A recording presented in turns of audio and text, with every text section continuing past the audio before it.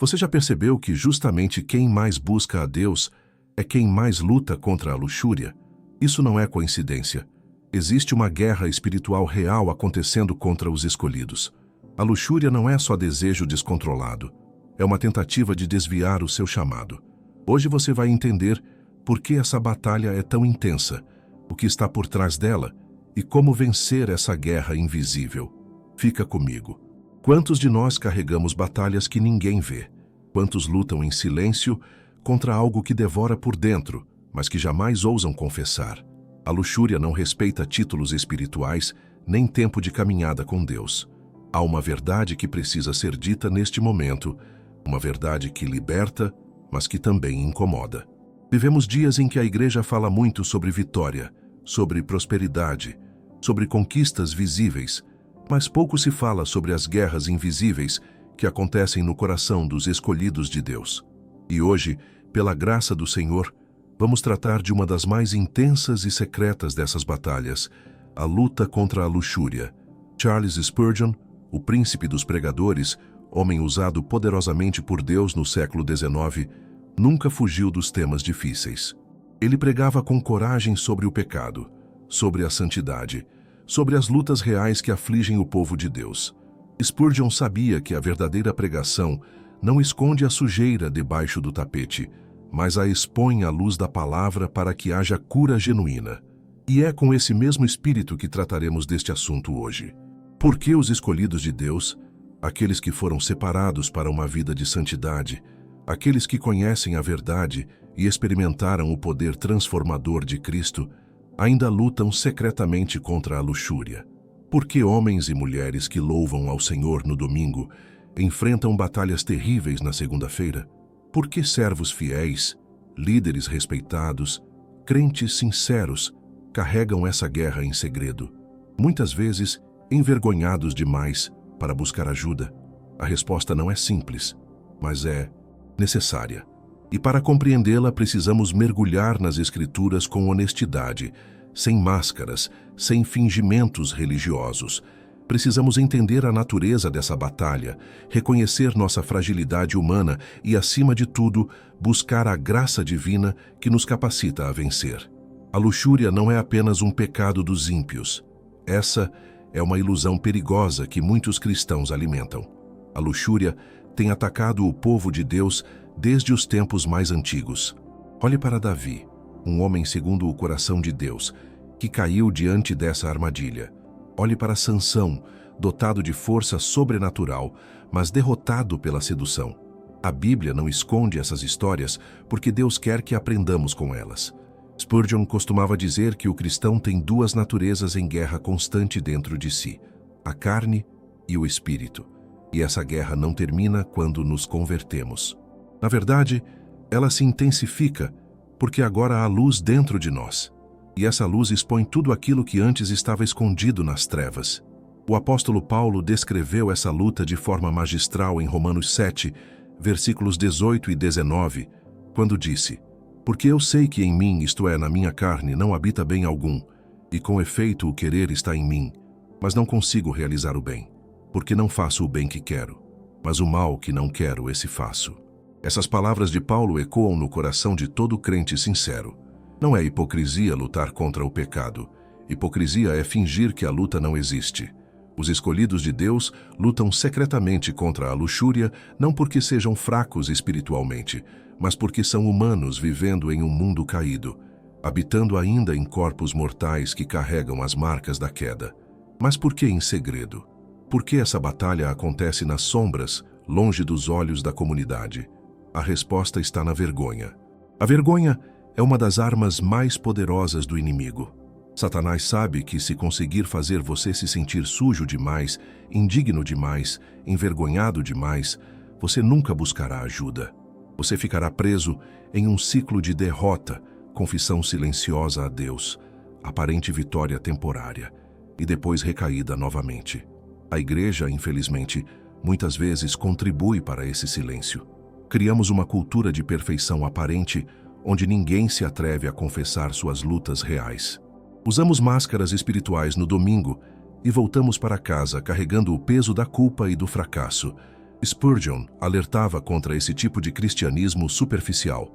Ele pregava que a verdadeira comunhão acontece quando somos honestos uns com os outros sobre nossas fraquezas, quando confessamos nossas falhas e nos edificamos mutuamente na fé. A luxúria prospera no segredo. Ela se alimenta da escuridão, do isolamento, da vergonha não compartilhada. Tiago 5, versículo 16 nos exorta: confessai as vossas culpas uns aos outros e orai uns pelos outros para que sareis. Há poder na confissão, a cura na transparência, a libertação quando trazemos nossas batalhas à luz diante de irmãos de confiança que podem nos ajudar a carregar o fardo. Mas entenda isto claramente: a luta contra a luxúria não significa que você perdeu sua salvação. Não significa que Deus te abandonou. Não significa que você é um hipócrita ou um falso cristão. Significa que você está vivo espiritualmente, que o Espírito Santo dentro de você está te convencendo do pecado, te incomodando, não te deixando confortável na derrota. Se você não sentisse nada, aí sim haveria motivo para preocupação. Amados, se você está nessa luta, se essa mensagem tocou seu coração, quero que saiba que não está sozinho. Há milhares de cristãos genuínos enfrentando essa mesma batalha. E há esperança. Há vitória disponível em Cristo Jesus. Mas a vitória começa com honestidade. Começa quando paramos de fingir e começamos a buscar a Deus com todo o nosso coração, reconhecendo nossa necessidade desesperada de sua graça. Se esta palavra tem tocado seu coração, não deixe de se inscrever neste canal. Aqui você encontrará mensagens que não fogem da realidade, que tratam das lutas verdadeiras do povo de Deus com a sabedoria das Escrituras e o equilíbrio da graça. E para aqueles que desejam aprofundar sua intimidade com o Senhor, que querem ferramentas práticas para fortalecer sua vida devocional e vencer as batalhas espirituais, nós preparamos um recurso especial. No primeiro comentário fixado, você encontrará o link para nosso e-book 21 dias para restaurar sua intimidade com Deus. São 21 dias de jornada transformadora que vão te ajudar a reaproximar-se do coração do Pai e encontrar forças para as batalhas diárias. Precisamos entender algo fundamental sobre a natureza dessa batalha. A luxúria não é apenas um problema de comportamento externo, ela é uma questão do coração. Jesus deixou isso cristalino no Sermão do Monte, quando disse em Mateus 5, versículos 28, Eu, porém, vos digo que qualquer que atentar numa mulher para a cobiçar, já em seu coração cometeu adultério com ela. Cristo não estava apenas estabelecendo um padrão moral elevado, ele estava revelando a verdadeira natureza do pecado. O pecado começa nos pensamentos, nas imaginações, nos desejos não controlados. Muito antes de qualquer ação externa acontecer, a batalha já está sendo travada no campo da mente. E é exatamente por isso que tantos escolhidos lutam em segredo. Porque a luxúria pode existir completamente escondida, sem que ninguém ao redor perceba. Você pode estar sentado na igreja, louvando a Deus com os lábios, enquanto sua mente vaga por territórios proibidos. Essa é a razão pela qual o apóstolo Paulo nos exorta em 2 Coríntios 10, versículo 5, levando cativo todo pensamento à obediência de Cristo. Paulo sabia que a guerra espiritual mais intensa acontece no campo dos pensamentos. Ele entendia que nossos pensamentos moldam nossos desejos moldam nossas ações, e nossas ações moldam nosso caráter. Tudo começa na mente. Mas por que é tão difícil controlar os pensamentos? Porque mesmo após anos de caminhada cristã, ainda somos bombardeados por pensamentos impuros. A resposta está em compreender que vivemos em um mundo caído, que constantemente alimenta a carne. Vivemos mergulhados em uma cultura que glorifica a sensualidade, que vende sexo em cada propaganda, que normaliza a imoralidade e ridiculariza a pureza. Nossos olhos são constantemente assaltados por imagens provocativas. Nossas mentes são bombardeadas por mensagens que dizem que pureza é antiquada, que santidade é impossível, que todo mundo faz isso, então não há problema. E quando você some isso à natureza pecaminosa que ainda habita em nós, tem-se a receita perfeita para uma batalha constante e desgastante. Os escolhidos de Deus não vivem em uma bolha protegida. Vivemos no mundo, trabalhamos no mundo, interagimos com a cultura ao nosso redor. E essa exposição constante cria um desafio imenso. É como tentar manter uma dieta rigorosa enquanto trabalha em uma confeitaria. A tentação está sempre presente, sempre à vista, sempre acessível. Além disso, precisamos falar sobre algo que muitos ignoram: a questão da vulnerabilidade pessoal. Cada pessoa tem áreas específicas de fraqueza. Para alguns, a luxúria está conectada à solidão emocional. Para outros, ao estresse e à necessidade de escape. Há quem lute mais intensamente quando está cansado fisicamente. Há quem enfrente tentações maiores em momentos de vitória espiritual, quando a guarda baixa um pouco. O inimigo conhece suas vulnerabilidades melhor do que você imagina. Ele estuda seus padrões, observa seus momentos de fraqueza, prepara armadilhas nos lugares onde você está mais suscetível a cair. 1 Pedro 5, versículo 8, nos adverte: sede sóbrios, vigiai, porque o diabo, vosso adversário, anda em derredor, bramando como leão, buscando a quem possa tragar. Essa vigilância não é opcional, é essencial para a sobrevivência espiritual. Mas vigilância não significa paranoia ou medo constante. Significa consciência espiritual. Significa conhecer suas próprias fraquezas. Significa criar barreiras de proteção antes que a tentação chegue, não depois. Significa tomar decisões preventivas que protejam seu coração e sua mente. Muitos cristãos sinceros falham nessa batalha porque esperam até estarem no meio da tempestade para começar a orar, para buscar ajuda, para tomar medidas drásticas. Mas a sabedoria bíblica nos ensina a fugir da tentação, não a brincar com ela.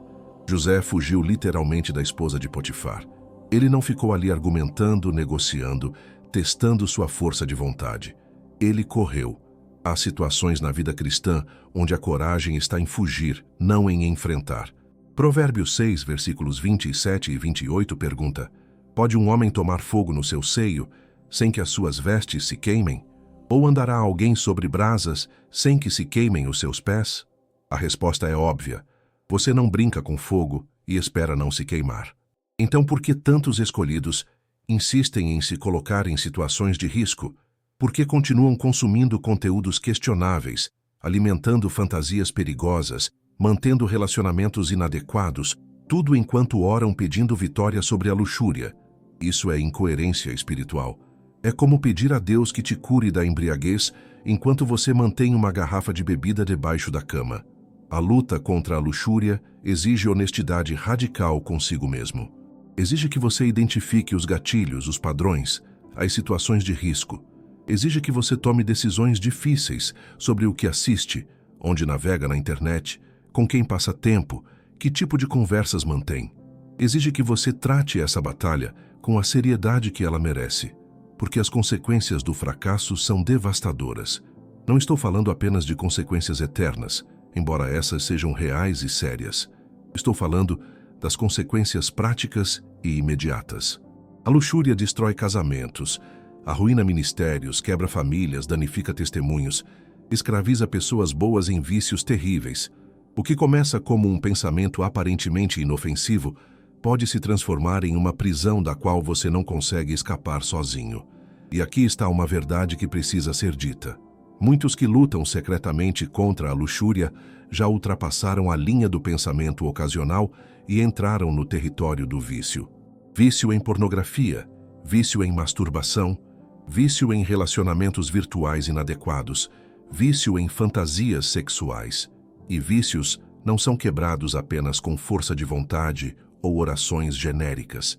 Vícios exigem intervenção séria, ajuda profissional muitas vezes, prestação de contas rigorosa, mudanças radicais de hábitos. Romanos 6, versículo 12, nos ordena: não reine, portanto, o pecado em vosso corpo mortal, para lhe obedecerdes em suas concupiscências. Não reine. Isso significa que há uma batalha pelo trono do coração. Ou Cristo reina, ou o pecado reina. Não há meio termo. E permitir que a luxúria continue reinando enquanto você finge que está tudo bem é auto-engano espiritual da pior espécie. Há uma dimensão espiritual nessa batalha que não pode ser ignorada. A luxúria não é apenas uma fraqueza humana natural. Ela é também uma arma estratégica do reino das trevas. O inimigo sabe que se conseguir manter os escolhidos de Deus presos nessa área, ele neutraliza sua eficácia espiritual, rouba sua ousadia na oração, elimina sua autoridade moral e destrói seu testemunho perante o mundo. Pense nisso por um momento. Quando você está vivendo em derrota secreta, quando carrega culpa não confessada, quando sabe que há áreas da sua vida que não estão sob o senhorio de Cristo, como você ora, como você testemunha, como você lidera, como você ensina seus filhos sobre santidade, quando você mesmo está lutando para viver de forma santa? A resposta é que você não consegue fazer essas coisas com a mesma autoridade e convicção. Sua voz perde o poder. Suas orações parecem bater no teto e voltar. Você se sente distante de Deus, não porque Ele se afastou, mas porque a culpa criou uma barreira emocional que impede você de se aproximar com confiança. E é exatamente isso que o inimigo quer. Satanás não precisa destruir você publicamente. Ele apenas precisa te neutralizar espiritualmente. E a luxúria secreta é uma das ferramentas mais eficazes para isso. Ela te mantém espiritualmente fraco, emocionalmente derrotado, moralmente comprometido. Tudo enquanto você mantém uma aparência externa de piedade. É a estratégia perfeita, porque ninguém mais percebe o estrago que está sendo feito por dentro. Mas Deus vê. Deus sempre vê. Hebreus 4, versículo 13 declara: "E não há criatura alguma encoberta diante dele. Antes todas as coisas estão nuas e patentes aos olhos daquele com quem temos de tratar." Você pode esconder de todos ao seu redor, mas não pode esconder de Deus. E aqui está a boa notícia. Deus não te vê para te condenar, Ele te vê para te restaurar. O coração de Deus não é de condenação para com aqueles que genuinamente lutam contra o pecado. Romanos 8, versículo 1 nos assegura: "Portanto, agora nenhuma condenação há para os que estão em Cristo Jesus." Condenação vem do inimigo. Convicção vem do Espírito Santo. Condenação te esmaga e te faz desistir. Convicção te incomoda, até que você busque mudança verdadeira. Se você está lutando contra a luxúria, e isso te incomoda profundamente, se você odeia essa batalha, se você chora diante de Deus pedindo libertação, isso é evidência de vida espiritual, não de morte espiritual. O problema não é a presença da tentação, mas sim a ausência de luta. Quando alguém peca e não sente mais nada, quando a consciência está cauterizada e o coração endurecido, aí sim há motivo para temer. Mas para aqueles que lutam, há esperança abundante. Deus não está esperando você alcançar perfeição antes de te aceitar. Ele te aceita em Cristo e então trabalha em você para te transformar progressivamente à imagem de seu Filho. Esse processo se chama santificação e é uma jornada, não um evento instantâneo. Haverá avanços e recuos, vitórias e derrotas, mas a direção geral deve ser sempre em frente, sempre para cima, sempre mais perto de Cristo. A questão é: como você lida com as quedas? Quando você falha, e todos nós falhamos em algum momento, o que você faz? Você se afunda na culpa e desiste? Ou você se levanta, confessa o pecado, recebe o perdão e continua lutando? 1 João 1, versículo 9, promete: "Se confessarmos os nossos pecados, Ele é fiel e justo para nos perdoar os pecados e nos purificar de toda a injustiça." Esse versículo não é uma licença para pecar deliberadamente. É uma provisão para quando falhamos genuinamente. Deus conhece a diferença entre um coração que quer santidade, mas tropeça, e um coração que usa a graça como desculpa para continuar no pecado. Ele não é enganado por falsas confissões ou arrependimentos superficiais. Mas quando o arrependimento é genuíno, o perdão é imediato e completo. Agora vamos falar sobre estratégias práticas de vitória, porque fé sem obras é morta. Não adianta apenas orar e esperar que Deus faça tudo enquanto você não toma nenhuma atitude concreta. Deus opera em parceria com nossa obediência. Ele nos dá a graça, mas nós precisamos cooperar com essa graça através de escolhas deliberadas e disciplina espiritual. Primeiro, você precisa alimentar seu espírito mais do que alimenta sua carne. Se você passa horas consumindo o entretenimento mundano, mas apenas minutos na palavra de Deus, não se surpreenda com a derrota espiritual. O Salmo 119, versículo 9 pergunta: como purificará o jovem o seu caminho? E responde: observando-o conforme a tua palavra. Versículo 11 acrescenta: escondi a tua palavra no meu coração, para eu não pecar contra ti. A palavra de Deus tem poder purificador. Ela renova a mente, transforma os pensamentos, fortalece a vontade. Mas esse poder só opera quando você se expõe consistentemente a ela. Leitura bíblica diária não é legalismo, é nutrição espiritual. É tão essencial quanto a alimentação física. Você não pula refeições por dias e espera ter energia, e não pode negligenciar a palavra e esperar ter força espiritual. Segundo, você precisa de prestação de contas. Essa batalha não pode ser vencida em isolamento.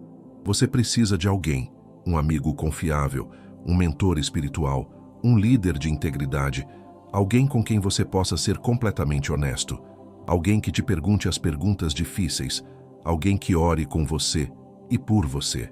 Eclesiastes 4, versículos 9 e 10 ensina: melhor é serem dois do que um, porque tem melhor paga do seu trabalho. Porque se um cair, o outro levanta o seu companheiro. Prestação de contas quebra o poder do segredo. Quando você sabe que terá que olhar nos olhos de alguém que respeita e admite suas falhas, isso cria uma barreira adicional contra a tentação. Não é infalível, mas é extremamente eficaz. E quando você falha, ter alguém que te ajuda a levantar, que ora com você, que te lembra das promessas de Deus, isso faz toda a diferença entre permanecer caído ou se levantar novamente. Terceiro, você precisa tomar medidas radicais de proteção. Jesus disse em Mateus 5, versículos 29 e 30, se o teu olho direito te escandalizar, arranca-o e atira-o para longe de ti. Ele não estava sendo literal, mas estava enfatizando a seriedade com que devemos tratar o pecado. Se seu smartphone é uma porta constante para a tentação, talvez seja a hora de instalar filtros rigorosos, ou até mesmo voltar para um aparelho básico. Se certos ambientes ou relacionamentos te colocam em risco, elimine-os sem hesitação. Ninguém disse que seria fácil. Santidade tem um preço, mas compare esse preço com o custo de continuar derrotado, escravizado, distante de Deus, vivendo abaixo do seu chamado. Qual preço vale mais a pena pagar? O preço da disciplina hoje ou o preço do arrependimento amanhã? Existe uma verdade libertadora que precisa ser proclamada neste momento. A vitória sobre a luxúria não acontece apenas através do esforço humano ou da força de vontade. Se dependesse apenas de você, a derrota seria certa, mas você não está sozinho nessa batalha. O Espírito Santo que habita em você é mais poderoso do que qualquer tentação, mais forte do que qualquer vício, mais capaz do que qualquer fraqueza sua. Gálatas 5, versículo 16.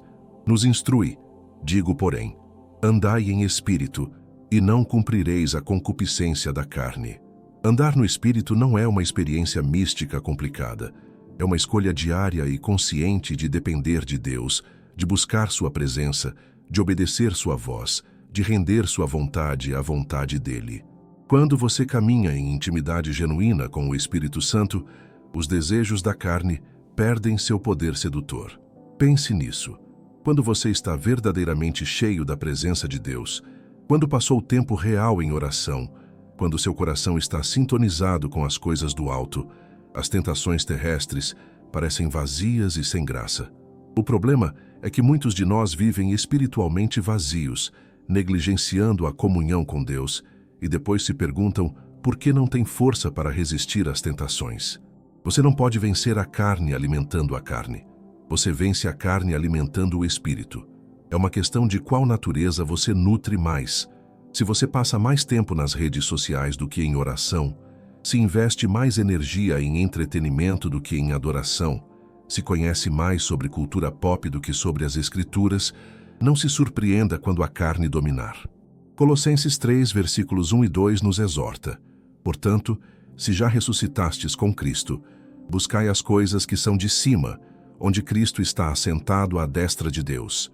Pensai nas coisas que são de cima, e não nas que são da terra. Isso não significa que você vive desconectado da realidade ou que ignora responsabilidades terrenas. Significa que sua mente, seu coração, suas prioridades estão ancoradas nas coisas eternas, não nas temporais. Quando as coisas eternas se tornam reais para você, quando o céu se torna mais real que a terra, quando agradar a Deus se torna mais importante que satisfazer desejos momentâneos, toda a dinâmica muda. Você não luta contra a tentação apenas com medo do inferno ou da punição. Você resiste porque ama a Deus e não quer magoá-lo, porque valoriza sua presença acima de qualquer prazer pecaminoso. Essa é a diferença entre religião e relacionamento. Religião te motiva pelo medo e pela obrigação. Relacionamento te motiva pelo amor e pela gratidão. Quando você verdadeiramente compreende o quanto Deus te amou, o quanto Cristo sofreu para te redimir, o quanto o Espírito Santo trabalha incansavelmente para te santificar, algo muda dentro de você. Você não quer mais viver de qualquer jeito. Você quer honrar esse amor com uma vida santa. 2 Coríntios 5, versículo 14 e 15 declara: porque o amor de Cristo nos constrange, julgando nós assim que se um morreu por todos, logo todos morreram. E ele morreu por todos, para que os que vivem não vivam mais para si, mas para aquele que por eles morreu e ressuscitou. Esse amor deveria nos constranger, nos motivar, nos impulsionar a uma vida diferente. Mas sejamos honestos. Há momentos em que esse amor parece distante, em que você não sente nada, em que a tentação parece mais real e presente do que a presença de Deus. Nesses momentos, você precisa andar por fé, não por sentimento. Você precisa fazer o que é certo, não porque sente vontade, mas porque sabe que é certo. Você precisa obedecer mesmo quando tudo dentro de você quer ceder. É nesses momentos de escolha, quando tudo está contra você, quando a tentação está gritando e Deus parece silencioso, que seu caráter é verdadeiramente forjado. Qualquer um consegue ser santo quando está sentindo a presença de Deus fortemente, mas o verdadeiro crente obedece mesmo no deserto, mesmo na escuridão, mesmo quando não há testemunhas humanas. Deus está te observando especialmente nesses momentos. Ele está vendo suas escolhas quando ninguém mais vê. Ele está registrando suas vitórias secretas, essas batalhas que você vence sozinho em seu quarto, essas tentações que você resiste quando poderia facilmente ceder sem que ninguém soubesse. Essas vitórias invisíveis têm um peso eterno que você só compreenderá plenamente no céu. 1 Coríntios 10, versículo 13, nos encoraja com estas palavras poderosas: não veio sobre vós tentação, senão humana, mas fiel é Deus, que não vos deixará tentar acima do que podeis. Antes, com a tentação, dará também o escape, para que a possais suportar. Essa promessa é absoluta. Deus nunca permitirá que você enfrente uma tentação que seja grande demais para você suportar com a graça que Ele fornece.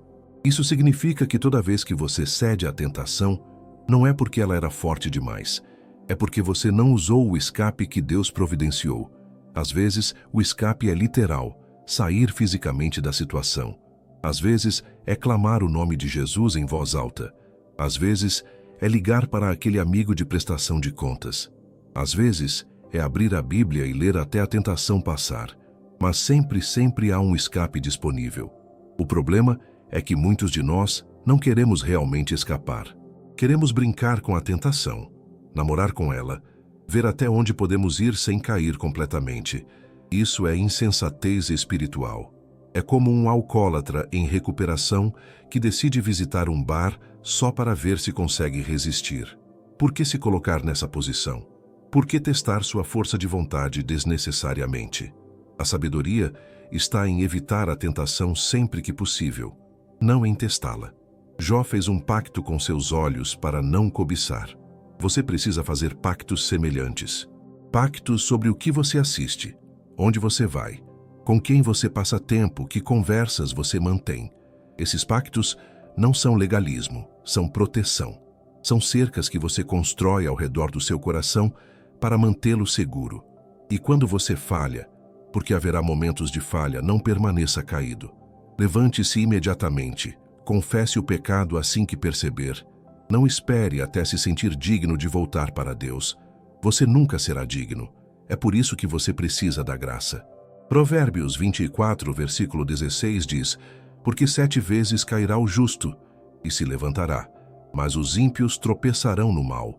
A diferença entre o justo e o ímpio não é que o justo nunca cai, é que o justo se levanta toda vez que cai. Ele não fica revirando-se na lama da culpa. Ele confessa, recebe o perdão, aprende com o erro e continua caminhando. Essa persistência, essa recusa em desistir apesar das quedas, isso agrada o coração de Deus. Deus não está procurando pessoas perfeitas. Ele está procurando pessoas fiéis, pessoas que continuam tentando apesar dos fracassos, pessoas que o buscam de todo o coração, mesmo quando tropeçam. Se você é essa pessoa, se seu coração verdadeiramente deseja santidade, mesmo quando suas ações ainda não refletem completamente esse desejo, não desista. A vitória final já está garantida em Cristo.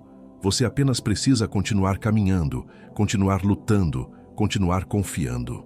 Amados irmãos e irmãs, chegamos ao final desta mensagem, mas sua jornada de vitória está apenas começando. Quero agradecer do fundo do meu coração por você ter investido este tempo para ouvir uma palavra que muitos evitam, mas que era absolutamente necessária. Sua disposição em enfrentar verdades difíceis já demonstra que você é alguém que verdadeiramente busca a santidade. Lembre-se sempre, a luta contra a luxúria não define quem você é em Cristo. Você é filho de Deus, escolhido, amado, redimido pelo sangue precioso de Jesus. Essa batalha é real, mas a vitória já foi conquistada na cruz. Você não luta para ser aceito por Deus. Você luta porque já é aceito. Você não busca santidade para merecer salvação. Você busca santidade porque já foi salvo. Se esta palavra tocou seu coração, não deixe de se inscrever neste canal e ativar o sininho de notificações para não perder nenhuma mensagem. Deixe seu like neste vídeo.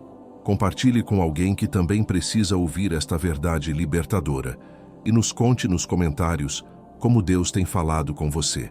Sua interação nos ajuda a alcançar mais vidas com estas palavras de esperança e transformação.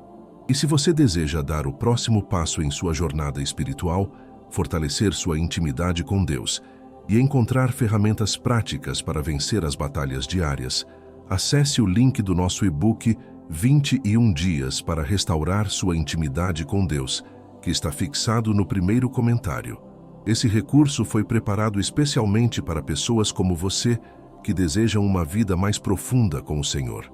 Continue assistindo aos próximos vídeos que aparecerão na sua tela. Cada mensagem foi preparada com oração e cuidado para edificar sua fé e fortalecer sua caminhada. Que o Senhor te abençoe, te guarde e te conduza à vitória completa em Cristo Jesus. Amém.